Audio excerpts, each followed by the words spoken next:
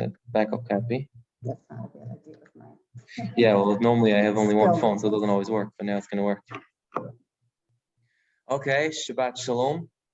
Thank you so much for having me over here. It's really, I have to admit, it's a first for me. The first time that I'm ever going to sit down for Shabbat dinner with people, 4 different dimensions of Judaism. I'm going to be with Rabbi Rabin, Rabbi Seth, me and Benji. And it's really a unique experience to me, an experience I've never yet had before. So I want to thank you for this opportunity. You know, this is also perfect timing to have such a Shabbat, such an experience. This past week we had on Sunday, I don't know if you had it in your synagogue, Tisha B'Av, the fast the 9th of Av. And what exactly is this holiday all about? So we know that's because the Talmud in Tragedies explains that Tisha B'Av is because that's the day that all the bad things happen to the Jews. They all have their root on Tisha B'Av. The destruction of the temples, the destruction of the Mishkan, the tabernacle, as well as many other things happened on that day. So it's been a bad day for the Jews. And we mourn on the day all the different tragedies that happened to the Jews over the years.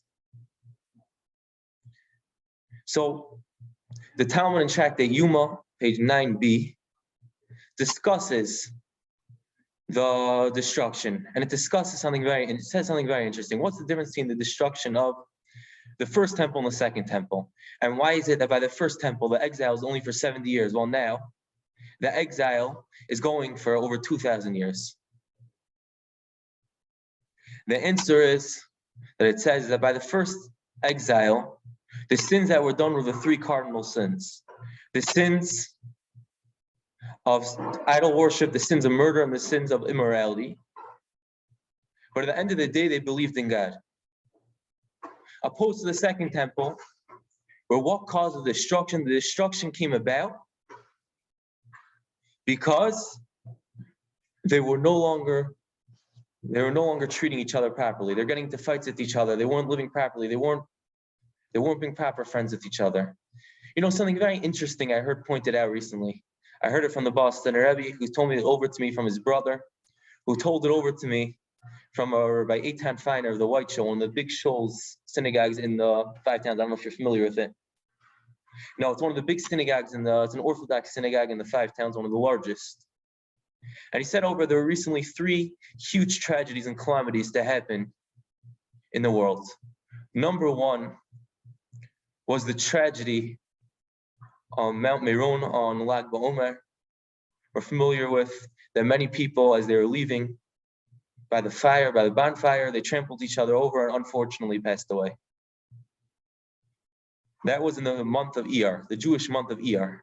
The second thing that he said happened was, again, I don't know if it was discussed, if you saw it in the news, in Cologne, Cult in Israel, by Shavuot, when they're beginning the holiday, the bleachers collapsed.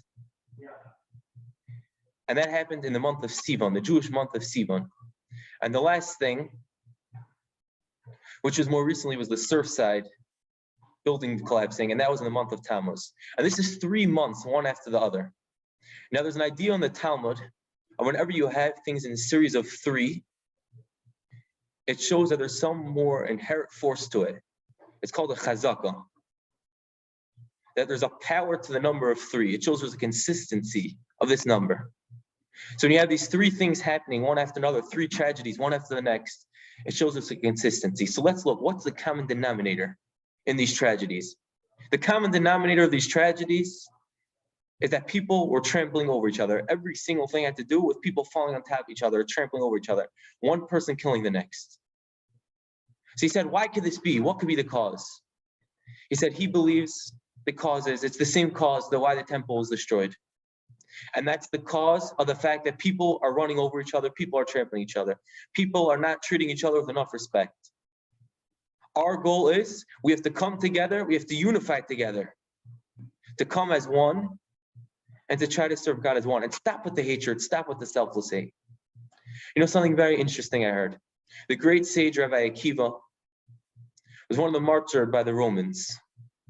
And the Talmud relates the horrible story of how they went and they took these hot iron combs and they scraped his skin off, burning skin. And while he was doing it, he was laughing. His students asked him, "Why are you laughing?" He said, "Because all my life I wanted to go and give up my entire soul for God. Now I'm finally at that opportunity." That's really not the part we have to look at right now. What we have to see right now is what he was saying the last moments of his life. The last moments of his life, he said, the pasuk, the verse that everyone is familiar with, of Shema Yisrael, Hashem Elokeinu Hashem Echad. The verse saying and of belief into God. Hashem Echad, that God is one and that he himself is the unique leader of the world. And during this Echad, the Talmud says the word one, that he believes that God is one. By that one, what happened was he died. But it's by the word one. What does this signify? What's this one signifying? Because that one is telling us that everyone came together as one, and the Jewish nation came together as one. And he himself did everything, his whole body, everything as one to serve Hashem. That's the way we have to view what it means to be a Jew. We have to come together, the entire Jewish nation come together as one. And we read, many people read again, I don't know if you read on Tisha B'Av, the paragraph talking about the marchers, the 10 martyred by the Romans. I don't know, Ken, you read it this year?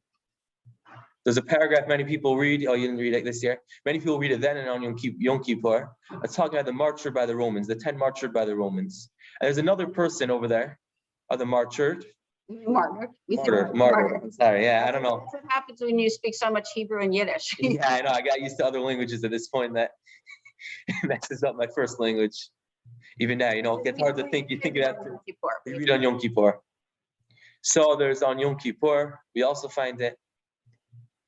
And one of the people is Reb Chananya ben Teradion. I think I'm pronouncing his name right. That he went and he got burned in his Torah scroll. He used to walk around teaching from the Torah scroll and he got burned by it while standing inside of it.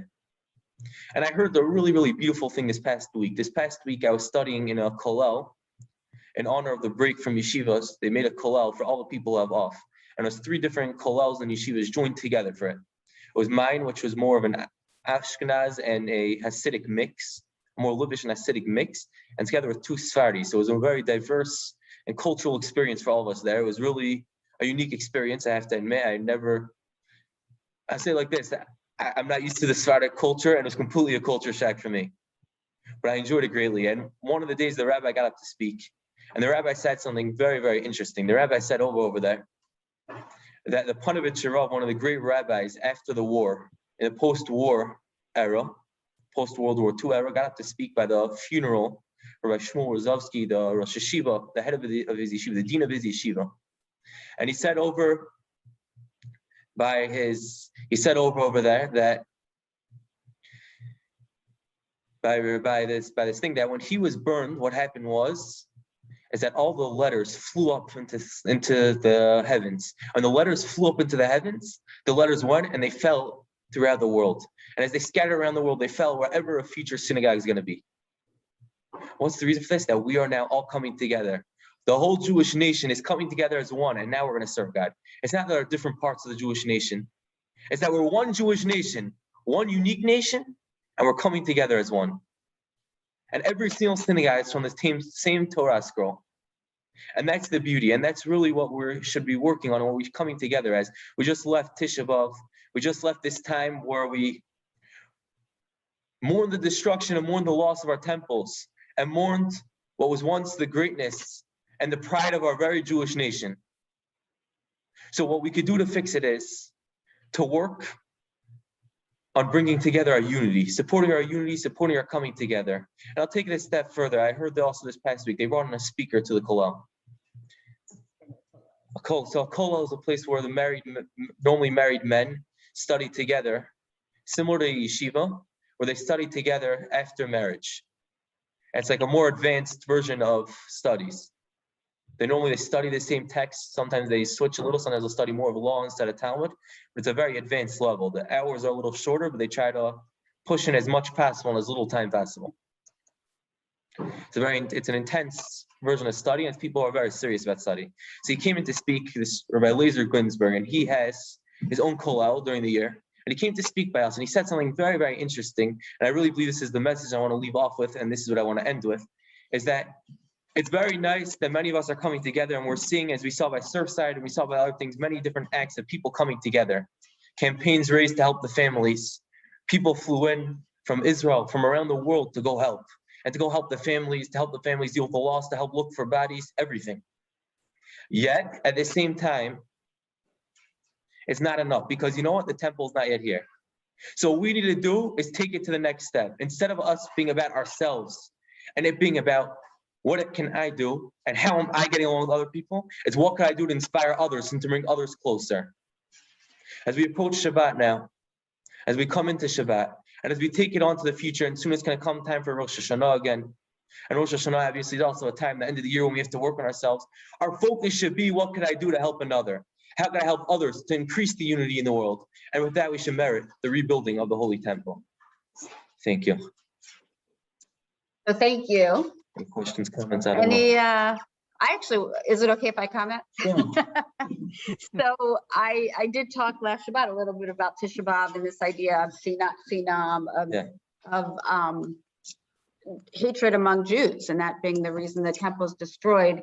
And I just want to reflect on what Menachem said in the very beginning, that it's unusual for him to have dinner with Jews from 4 different denominations. And you're probably thinking, how is that 4? You've got Robin's a Reform rabbi, Seth's a conservative rabbi, and you have 2 from Black Hat Jews. They're all the same, right? But in fact, Menachem is a Hasidic Jew who follows the Bostoner Rebbe, as those of you who've heard him speak before. And Benji is what's called a Litvish Jew. They were at the same seminary, but it's a little bit different of a group. So, you know, even within Orthodoxy, there's lots of different diversity and people who practice a little bit differently and might eat. I was asking Menachem about his kashrut. It's a little bit different than Benji's and different things.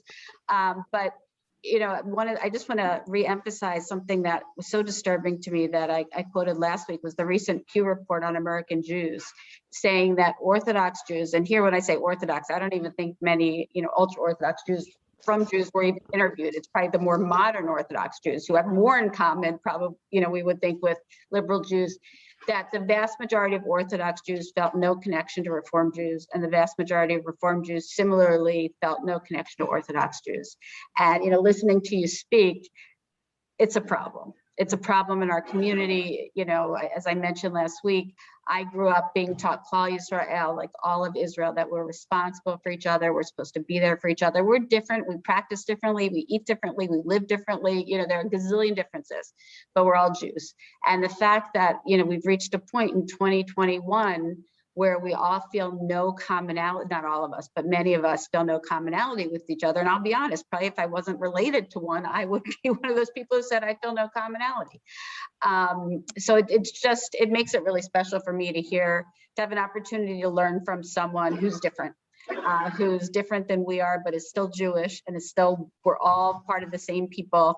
We don't have to agree about everything. You know, I'll be the first to say our theology is different in many ways. Our practice is incredibly different, but we're all Jews. And in that sense, hopefully we all feel a connection and commonality. And, you know, I certainly feel that there's a lot I've learned from those who practice and live Judaism differently from myself. And I hope that you do. And, it's, you know, it's just, I want to thank Menachem for giving us this opportunity to remember that even in our, you know, it's actually a reform movement slogan, but within our diversity, there should be unity. And that's something I feel really strongly about. For you to be able to speak for us tonight just reminds me of that connection. Yeah, thank you.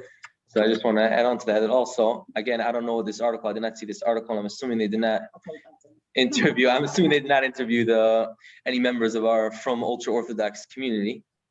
In fact, one of the big things they teach, especially in the Hasidic communities, this is one of the profound teachings, and again, in the Livish community also, and I'll stand for this, is that you cannot hate another Jew. A Jew is a Jew, and you have to love every Jew. And yeah, although there be differences in ideology, and if there are things that you could argue about, and it's understood that not everyone has the same opinions, at the end of the day, the Jew is a Jew, and there's no reason to dislike another Jew. Amen to that. Yeah, I know services are going to start like 4 minutes, but anyone, questions, comments, it's okay to disagree and to share that as well. Shabbat Shalom, it's Joan Fixman. Shabbat Shalom, Joan Fixman. Good to hear you, if not see you, but good to hear you. Thank you. Well, I think what struck me listening to Menachem is you hear someone whose experiences are so different and their what they've studied is sort of, in the end, we're all, like you said, we're all Jews and we can all relate, and the message rings true for all of us. And the texts are the same texts. We all still study the Torah and the Talmud and the Midrashim, and they're all our texts. Some of us study them more than others, but they're all there and available for all of us. Now they're all online if you want to study them, and so we have a lot more in common than we have different. The surface, we may look dressed different, look different. Our observances are different, but when you scratch the surface, there's a lot more in common than there is difference. So the core of what we believe and what we cherish is the same. And I think that Menachem's that beautiful drash about the Torah with all the letters in it, I think what that shows is that you go into any synagogue and there's the same Torah. I mean, it's not the same Torah, but it's that Torah. The Sephardim have one case for it, the Ashkenazim have an Aron for it, but inside it's you unroll it, it's the same words, it's the same Torah, no matter where you go. No matter Orthodox, Conservative, Reform, Sephardic, Hasidic, it's all the same Torah. So. You may read more or less on a given Shabbos. Right. Yeah. Yeah. And we may interpret the words differently, but the words are the same words. It's also true. Well, I am going to actually go enjoy my very Jewishly diverse Shabbat, but it was lovely to see all of you. And hopefully I'll see all of you very soon. And Shabbat Shalom to everyone. And thank you all who were here. Shabbat Shalom, everyone. Thank Thank you for hosting me. you. Thank you, Menachem. It was an honor to have you speak to us. It was come back anytime. Yeah. Thank you. Sometime during the week.